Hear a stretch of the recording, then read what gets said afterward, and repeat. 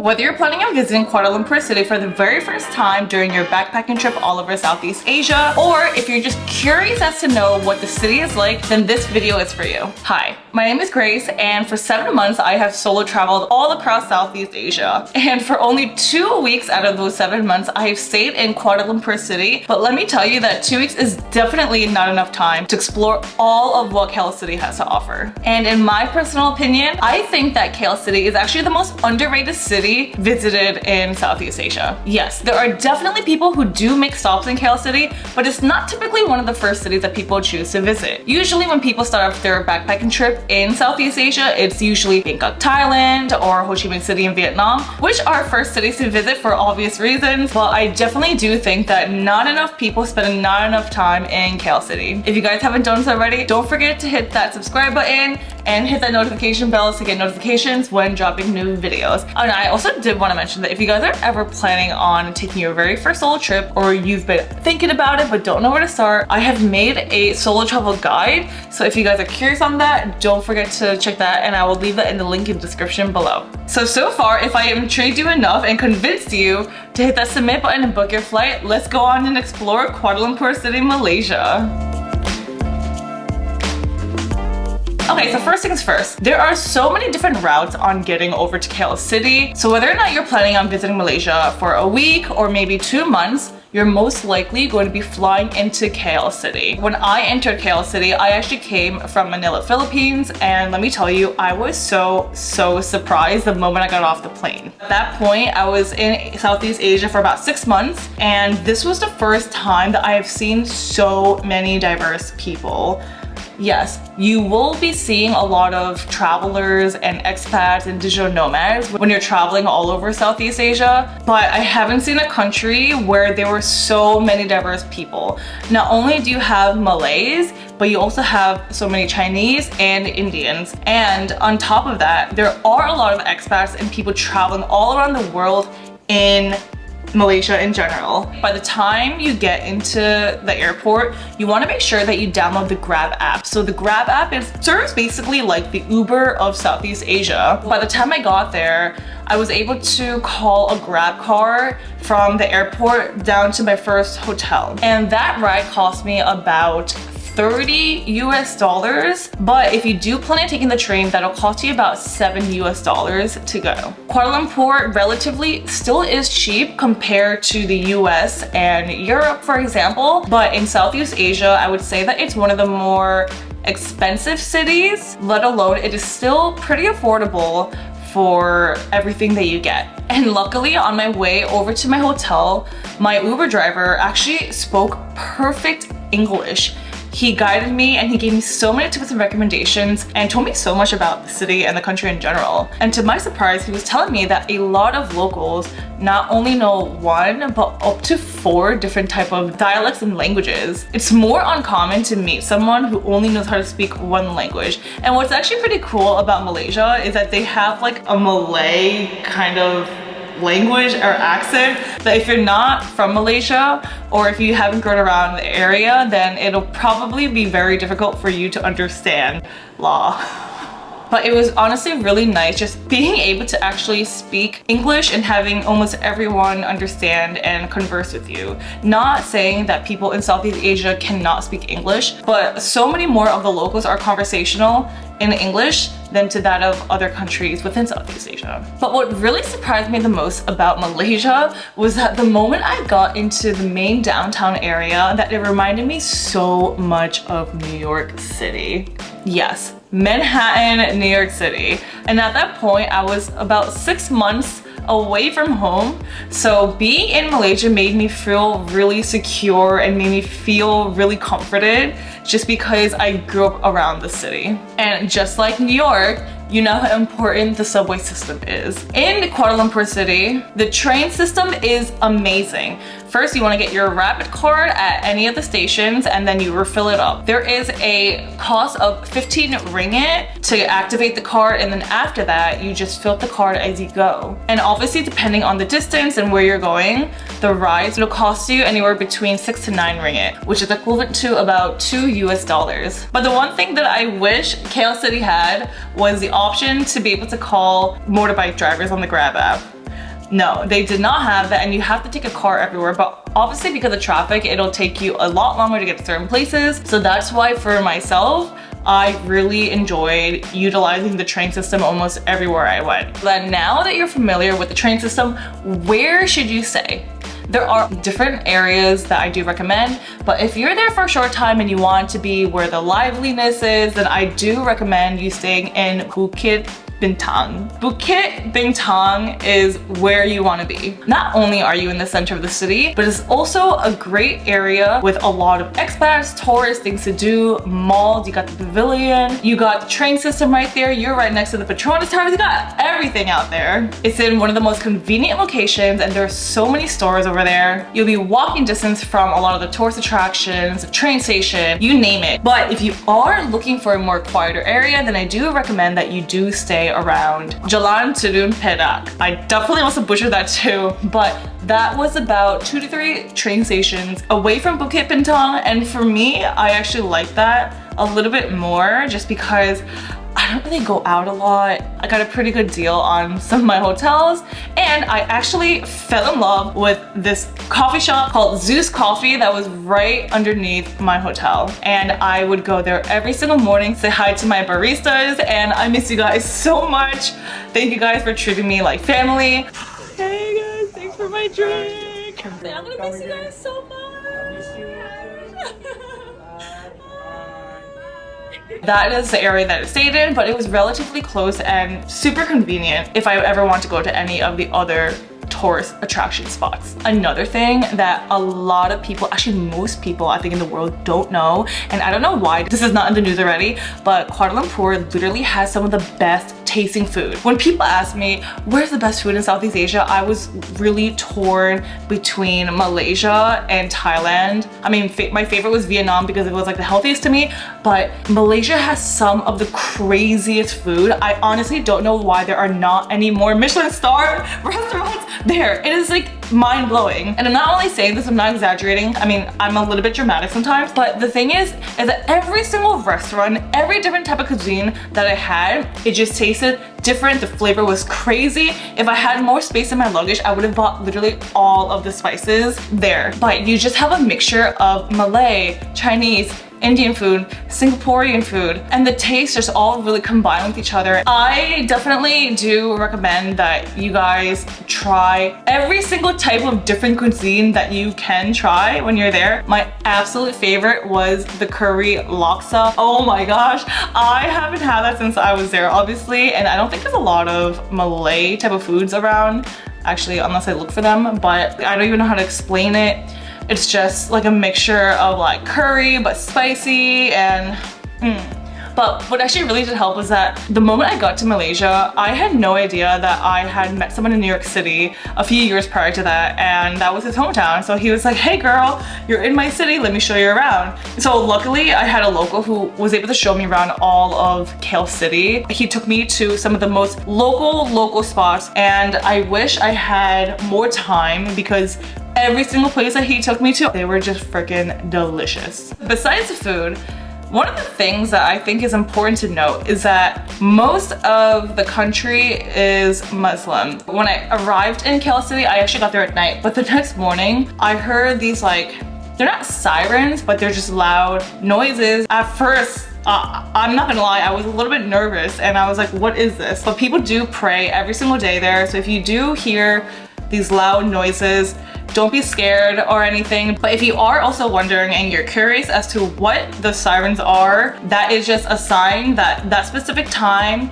that people are praying. And in the religion and the culture, they actually do pray 5 times a day. If you've been traveling all around Southeast Asia, you'll notice that most places, they don't take credit card. Usually you have to pay in cash if you're going to the food markets, restaurants, but there's a good amount of places in KL City where they do take credit cards. Obviously, there are some places where if you're trying to get food at a food market or food stand, that you're going to have to pay with cash. So just have cash ready with you, but also note that there are definitely going to be a lot of places where you are going to be able to pay with a credit card. Now, aside from this, what should you do in KL City? Again, so I've spent about 2 weeks exploring all around KL City, and here are my 50 top things that I did during my 2-week visit. The first one, obviously you cannot miss going to the Petronas Towers. But just also know that if you are planning on going, to get your tickets in advance because tickets do run out quickly. I ended up getting my ticket in the morning and then I actually walked over to a district called Kampang Baru and I had some of the best laksa there. Got my laksa and then I came back. It took me about 15 to 20 minute walk. Walked all the way back to the Petronas Towers, did my tour and had an amazing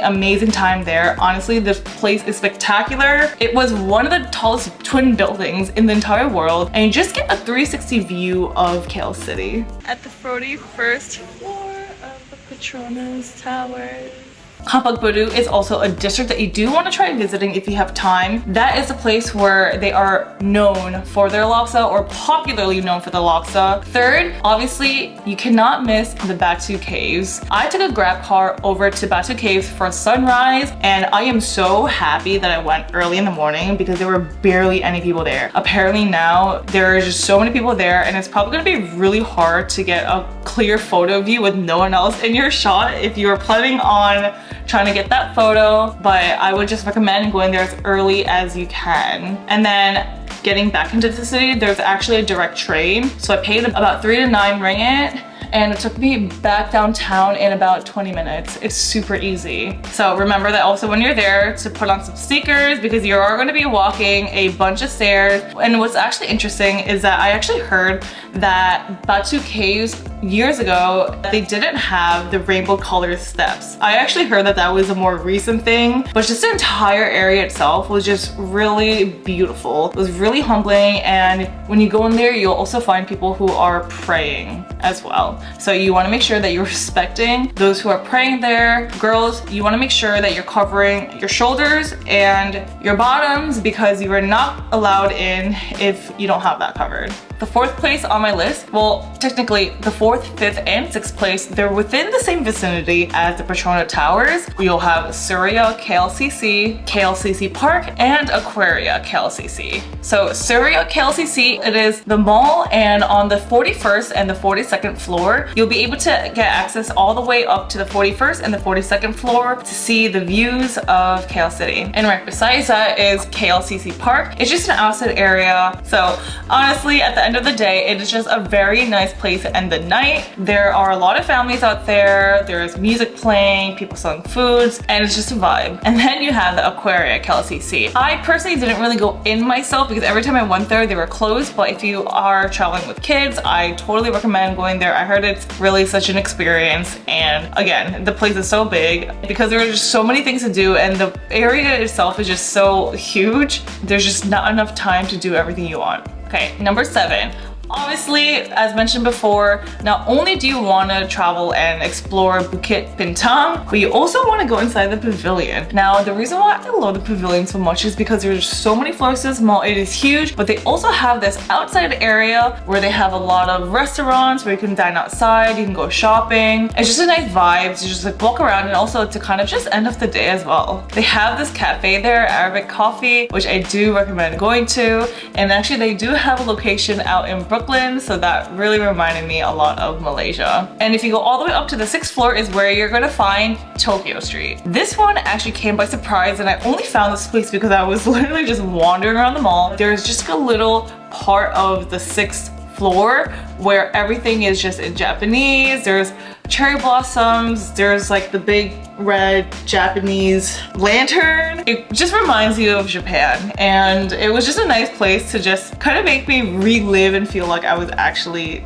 in the country. So then around the area, around the pavilion, because again it is such a large area, is where you're gonna find some of the best kunafa. Wow, this is so good. Yeah, you should try with the sugar. Oh my god. Alongside from that is that if you are feeling really spontaneous just like I was, you want to get yourself a street piercing. So I actually only found out about the street piercing because I actually went over to the kunafa spot. I was talking to these guys and joking around. I was talking about how I was always wanting to get my nose pierced and he was like, wait, I have a friend who actually does them. Do you want to get them done? And I was like, are you serious? So I literally got my nose pierced the night of. I just got my nose piercing, thank you! Terima kasih! I can't believe I did it, I'm crying! And yes, I guess some people are gonna say like it's ratchet or whatever, but for me, I just did it for the experience and it was really cool. No, unfortunately, I don't have my nose pierced right now because I actually got caught in a cloth and it got infected, so I don't have it anymore, but it was such an experience and I kind of vibed it for a bit. Next, in terms of food, if you guys want some of the best and the most popular street food, obviously you have to go to Jalan Alor. It is a long street full of Chinese food, you have Malay food, there's durian there and there's ice cream. I actually used to never eat durian until I actually went over to Asia and I had some of the best fried durian at Jalan Alor. Locals would disagree that Jalan Alor is just a very touristy place, but obviously if you're there in Kuala Lumpur, you have to go visit and experience the food street as it is. Next, we got Chinatown. Every single knockoff you can find is in Chinatown. It's a pretty small Chinatown, I would say, compared to the other Chinatowns that I've ever been to, but it has its own vibe and personality to itself. And what's interesting is that I remember going to Chinatown and remembering that I was really hungry and I was trying to look for food, but it was actually really difficult for me to find food. But luckily I did find this little street marketplace, and guys, when I say it was the best curry laksa I've ever had, it was. And right by Chinatown is where you'll also find the infamous Central Market. Central Market is also a place where you can get a lot of souvenirs, gifts, just really good coffee there, and where they're gonna have local street vendors come. I actually bought a lot of souvenirs at this one place called Local, L-O-K-A-L. Obviously it is locally owned, locally made. The designs were really great. And honestly, I just vibed with the artists, the designs, and everyone there was so friendly. I honestly ended up just buying everyone's souvenirs in that one local store. No pun intended. So then once you're done exploring Central Market in Chinatown area, if you go actually behind Chinatown, you'll find streets of cafes. And what I actually do love about the street was that I don't know, it just felt like a very hip, young vibe, and I actually really enjoyed eating at this one restaurant called The Bao, and their drinks were just really phenomenal. Again, going back to my point and how there's so many good food in Malaysia and no one talks about that. At The Bao, you have literally some of the best buns there, chefs there, and the service and the people there were just really great. Next on the list, we got the Marina KLCC Tower. Now this tower you're probably gonna see at different parts of KL City, but it's also just a significant iconic part of KL City that you might just want to go and visit and check off your bucket list. Next, we got the Dataran Merdeka. I don't even know if I'm saying it correctly, but this part of KL City just holds a lot of history, and if you're living on time, you can check off these places all within the hour. Right over, you got the Kolam Baru, also known as the River of Life, and at night there's actually lights that kind of light up the river, so there's two different views to it, which is really cool. You also got the views of the Warisan Merdeka Tower. Oh god, I'm literally just butchering all these words, but there are office buildings in there and it's right by the downtown area as well. And if you are also looking for a more historical site, you want to go visit the Federal Territory Mosque. Look how beautiful this mosque is. You also got the National Mosque of Malaysia, which is closer to the downtown area. And also within the National Mosque of Malaysia, you can actually go on a tour. I went on a tour and I learned so much about the culture, the religion, and the details of the building. Every single piece of the building was just placed handheld, and it was just really, really cool to learn more about the history. Then we also have the National Museum of Malaysia, which is different. And unfortunately, during my time there, they were actually closed due to COVID, but I do highly recommend that you go and you actually just maybe even walk down or explore the outside area, because the buildings are just beautiful and it's just a really historical site. We also have the Masjid Jamek, which is actually known as the oldest place of Islamic worship in Kuala Lumpur City. We got Little India, also known as Brickfields. A little bit out of the ways of the main downtown area of Malaysia, you'll have some of the best Indian food, obviously in its name, Little India. And this was one of the first times I actually ate with my hands. I don't know what I'm doing here. There is something cultural about eating with the hands, but just being able to deliciously eat all the flavors within the food in your hands. Next, we got the Perdana Botanical Gardens. Now this is a nice spot to actually go if you're on a date, if you're walking. It is a very serene place, or if you're a local and you just want to go out for a run. Next, one of my favorite places was actually visiting the Thon Theo Temple. Now this is a Chinese temple up on a hill, and no, you cannot take a direct train to get there. Either you take a grab car or you walk up a little bit of a hill, but it is just a very aesthetic, beautiful temple up on the hill. Personally, I recommend going there for sunset, but there's also just a lot of rich culture and history at this temple as well. Next, you definitely want to hit up Changkat Street. Changkat Street, I would actually relate it kind of to Khao San Road in Bangkok, Thailand. It is just where there's a lot of bars, a lot of music, restaurants there. It's just a vibe. If you like to party, if you like to drink, I totally recommend going there. When I went, I wasn't really in the party mood. I ended up just dining myself out at a nice restaurant, had a couple of cocktails, and just called it a night. Next, you gotta go try out the infamous Ramly Burger. Oh my gosh. I could go about Ramly Burgers. Again, my friend Dylan actually took me to a local spot to eat my very first Ramly Burger, and it is just so flavorful. It is very specific, and it's kind of like a niche burger, and you can't really get it anywhere else, I believe.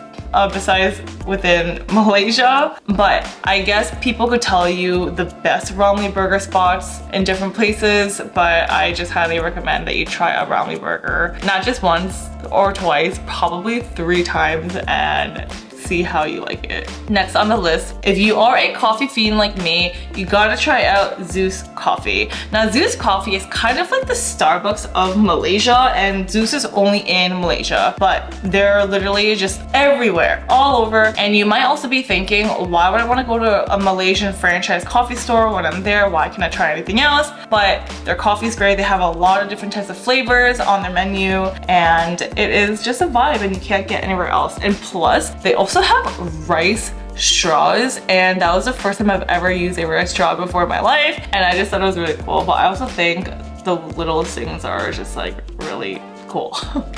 A nice beautiful bridge to visit is the Saloma Bridge. So I guess to get over to Kampong Baru from the Petronas Towers, you have to come across this very pretty bridge. The architecture is really cool, it's really aesthetic, and it's just a really quick, short walk. Next, generally, you do want to try out all the different types of street food. Yes, you'll have street food like the Ramly Burger, or you might have a laksa, or you might find someone selling laksa at a food stand. Just got those wonton meat noodle, and this is a local dish here in Malaysia. Again, although you can find street food in Kuala Lumpur City, it's not as common or popular as compared to like in Bangkok, Thailand. You also do want to eat at a mamak, which are typically indoor, open-air restaurants that serve Malay Indian food. I want to say that mamaks are more of a local type of feel, and I haven't actually had too much time to eat at a lot of mamaks, but if you are there and you want to have some of the most authentic food, then I totally recommend eating at a mamak. Had I had more time in Malaysia, let alone in KL City, going over to an elephant sanctuary, I would have loved to take a cooking class in Malaysia, because again, the food is just so underrated, and if there's one thing I wish I could learn more about the food and just mixing all different types of cultures all into these dishes. Totally would have taken a sunset cruise over the Klang River, hike up Bukit Tabur. As you guys know, I do love my nature, and although I do also love cities, I would have loved to see a scenic view in Malaysia. If I were to go visit Southeast Asia again, the first country that I would visit is actually Malaysia, because there's so much nature to Malaysia. I actually would have loved to go over to Mount Kinabalu. So in order to actually go to Kinabalu, you actually have to take a flight to get there, because Malaysia is actually interesting where it's not just one piece of land, it's split into 2 pieces of land but the same country, and I could probably spend just like a week exploring, hiking up the mountains, and just seeing all the crazy, beautiful, underrated views of Malaysia. Next, spend the time to explore the KL Forest Eco Park. Visit and explore the Sri Mahamariamman. Take a day trip over to Malacca. Would have also loved to spend a weekend over in Penang. I heard Penang has beautiful beaches. A popular one if you're going on a date or just ending the night with friends is Canopy Bar Lounge Rooftop. If you want to go check out other street foods, the Pasar Chao Kit Road Market. You can go shopping at the Sunra Putra Mall, Mahu Bay Laguna Restaurant, and everything about that restaurant reminded me exactly of the Philippines. And actually, on Sundays, because it is right next to a church, you have so many people from church come and eat lunch at Mahu Bay, and then they also have karaoke as well. So Filipinos love karaoke, and it's just a really nice vibe, and it's kind of like all the Filipinos and Filipinos just come together on Sundays at this restaurant. Again, like when I was there, I didn't spend so much time actually drinking, going out, but that is another fun thing to do, especially when you're with friends. And then if you actually can, rent a car and go into the local areas to have some local Malaysian food. Again, I can't express it enough, like the food in Malaysia is just too good, and you will really be missing out if you don't try out the food. And last but not least, if you have time to go visit Ipoh. I actually heard that they have amazing food. So if someone like me thinks that the food in KL City is freaking crazy, I heard my mind would be blown in Ipoh. So those are the 50 things that I would do in Kuala Lumpur City, Malaysia. Guys, thank you so much for watching this far into this video. If you literally watched this far, you are a trooper considering all the 50 things that you would want to do when visiting KL City, and just overall allowing me to help you plan your trip over to Kuala Lumpur City better. I actually just fell in love with Malaysia, even though I only spent 2 weeks there. Not only were the people so nice, but there was so much to the city. The history, the food, the culture, everything. And again, if I were to go back to Southeast Asia, Malaysia is the first country that I would go back and visit. So overall, thank you guys so much for watching this video. I hope this video guys helps you plan your trip better. And if you guys haven't done so already, don't forget to like, comment, subscribe onto this channel for more travel vlogs like this. And I will see you guys in the next. Safe and happy travels, y'all.